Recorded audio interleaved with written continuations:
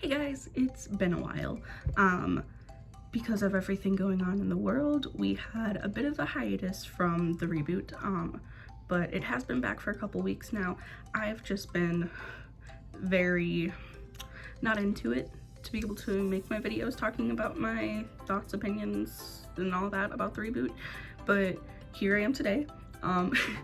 Dressed as TK because as I'm recording this, it's Odaiba Day, August 1st.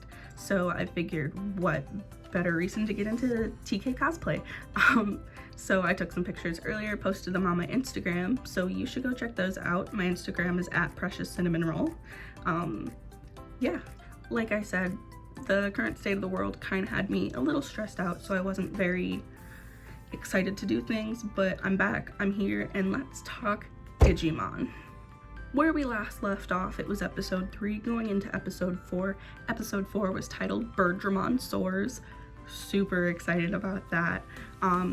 So yeah, we get Sora kind of joining Tai in the digital world. Not sure how, but we rolled with it. She didn't really seem freaked out all that much. She was... the way she was acting was really funny. I would have expected like more surprise, shock, but also she's a kid who just kind of rolls with it, which I vibed with awesomely. We get to see the amazing scenery again, which I'm super excited about. The digital world looks beautiful. I'm so excited about it. And one of the first things we kind of get with Tai and Sora in the digital world is they come across this kind of slab that's in digicode, and Tai's able to read it. His digivice, upside down, digivice kind of translates it for him, and he's able to understand the digicode, which I thought was really cool because the only other way we were ever really able to understand digicode was Izzy translating it, so getting to see like other kids interact with it and stuff was really awesome in my opinion. We do get to see a couple more new Digimon. We get Stegomon, Coelamon. I'm reading these from a list because I forget what they're all called. So we get to see new Digimon, which is really exciting. But a Digimon that comes back from the original that I'm super hyped about, he's not a super big baddie, but he's one of the first bad guys we encounter, is Sneemon or Snymon, whichever pronunciation you prefer. In the reboot, it's Snymon. We have our little guy here. He is kind of mad because we ended up taking his food, which was Biomon. The implication that Digimon eat other Digimon, kind of creepy, not about it, but also it plays on the fact that there are herbivores, carnivores, that kind of thing, which I think is pretty neat. But yeah, so we have Snymon, who's mad because Tai, Sora, and Agumon kind of saved Biomon, and he was trying to eat her. Something else we kind of get a visual of is Izzy is in the net. He is in the place where Tai ended up first of all, and we see him with Tentomon. So getting to see Tentomon for the first time also was really exciting, had me super hyped. And Tentomon just kind of found him, and they're making their way to the digital world right now. Now, with the episode being titled Digimon Soars, that means not only do we get to meet Biomon right away, we also get to see her digivolve into Digimon right away, which means we also get to see the Crest of Love. Again, we don't know what the crests are yet, but we do see the heart shape of the crest when she's digivolving, and it looks super cool. Digimon looks beautiful in the animation. Like the whole time that she's fighting, she's kind of glowing like this red color, and it's just really gorgeous and has this really powerful feeling to it, which has me majorly excited. Towards the end of the episode, we do get to find out that, well, first off, in the beginning of the episode, because of the digicode, they're told to go where the light follows the, like, follow the light from the digivice. and it leads to like this giant like rainbow mountainy area that looked really pretty. And at the end of the episode, they are like flying over it, and they get there, and it's this big temple, and you see statues of like Seraphimon and other holy Digimon, and it looks so cool. It's beautiful. It had me so excited, like with the introduction of this temple and the holy Digimon. Does this mean that we're gonna like, well, one, eventually get Patamon to digivolve up to Seraphimon, because that would be really cool to see. Two, does this mean we're getting more lore of the digital world? Because my big thing about season 1 originally was we don't know too much about the actual digital world. So does this mean we're gonna get more of it? Like, we're gonna learn more backstory? And I think so, and I'm super excited for it. Two things at the very end of the episode that like have me very excited is we get to see Ogremon. So we know Ogremon's there again, which I love. I loved him in the original. I thought the character was fun. I got to meet Ogremon's English voice actor a couple years ago at a con, and he was super nice. Like, he did the voice. It was really funny. So getting to see Ogremon again has me, again, very excited. The other thing is, while Tentomon and Izzy are like just kind of flying through the net, up comes Waymon and he eats them. Them just suddenly being eaten by Waymon like blew my mind, and like it was like the last thing I was expecting. So I thought it was like a really funny, like, kind of way to leave it on a cliffhanger. And it just added like a little sprinkle of like, oh my god, but also like, oh my god, like comedic effect where you're like what the heck's happening, but also like, I can't believe they were just eaten by Waymon. And also the fact that like we get to meet Waymon like super early in the season, I think is really cool, because in the original we don't really meet him until the kids are searching for the crests. So again, introduction of characters a lot sooner than the original makes it very exciting for me as somebody who is a huge fan, because I know some of these characters, and getting to see them again just brings back all the super nostalgic memories. So I think episode 4 was a total hit, and it has me just really excited for the season. So yeah.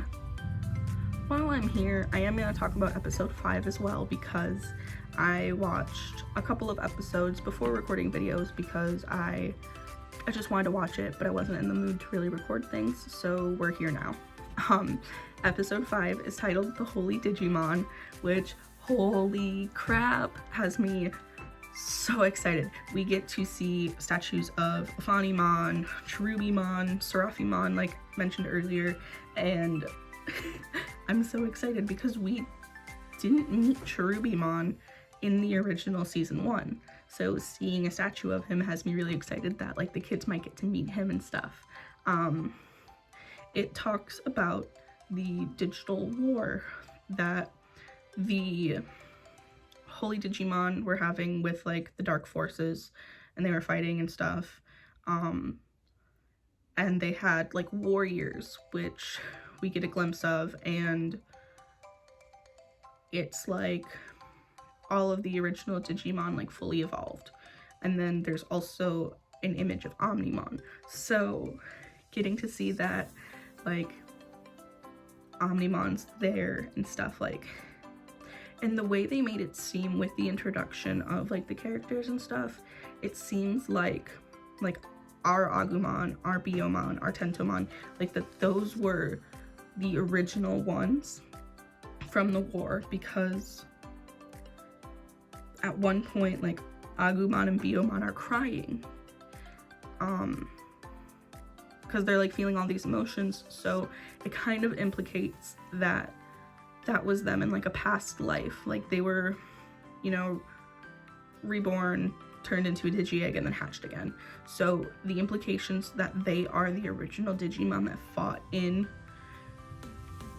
the digital war is so amazing, and it makes sense because like with Agumon and Gabumon being able to turn into Omnimon so soon and so easy would make complete sense if they had done it previously, just like without knowing it.